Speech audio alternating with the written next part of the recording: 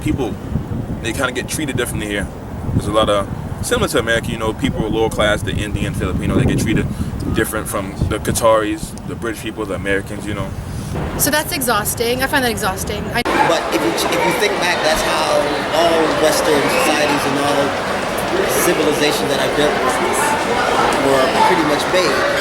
But that doesn't mean that's the way that we have to go forward that way. Hierarchy here are nationals first, Qatari nationals. Then the next level to me are Westerners. So whether it's United States or UK or South Africa. And then the next level would be, I think, in my opinion, then Africans, Kenyans, and then Asian, East Asian. There's a lot of racism within the Arab ranks. It's like Egyptians are the lowest, and it's just like they put people in categories based off of where they're from, based off your nationality. They're able to create a lot more jobs for people who are not from here. I'm not saying it's right or wrong, I'm just viewing it from my view. There tend to be Asians that are doing the menial tasks, like the people cleaning the offices and making the tea and moving things and shifting and working on sites tend to be Asian. And then like middle management tends to be Filipino. And then you will meet some Asians, but they're just and then if you're white and black or from Western country, then you're at this next level, and then you're totally separate from the locals. So that's like kind of top of the heap. Some just trying to make it, some are just trying to make their money. What little money they get. Pretty much without the people you put down, your country necessarily wouldn't run at all, because the elected don't do anything. They run the whole service industry is quote unquote migrant workers. Here, they give salaries based on your differences. They give, housing based on your differences. They pretty much do everything based on the social classes and the nationalistic classes that they have here. So it's a big part of being here. So luckily I'm in the upper echelon because I'm American. So the Indians, Nepalis, Bangladesh. Yeah, they're like 15 to a room, man, and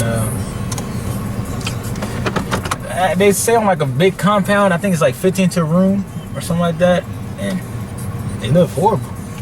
What I heard, they live really horrible. They're putting up a lot of buildings very fast. A lot of houses, a lot of villas, a lot of highways, a lot of malls, a lot of businesses that don't even get no business. They just own the business so they can say, I got a business. It bothers me because, number one, as you said, I'm a black man. I'm also, I'm originally born in Jamaica. So I'm actually not a natural born U.S. citizen. Came to the U.S. when I was 9. So even as an immigrant, you face certain exploitation or discrimination. So it's personal, yes, but it's at the end of the day, it's also just a human rights thing.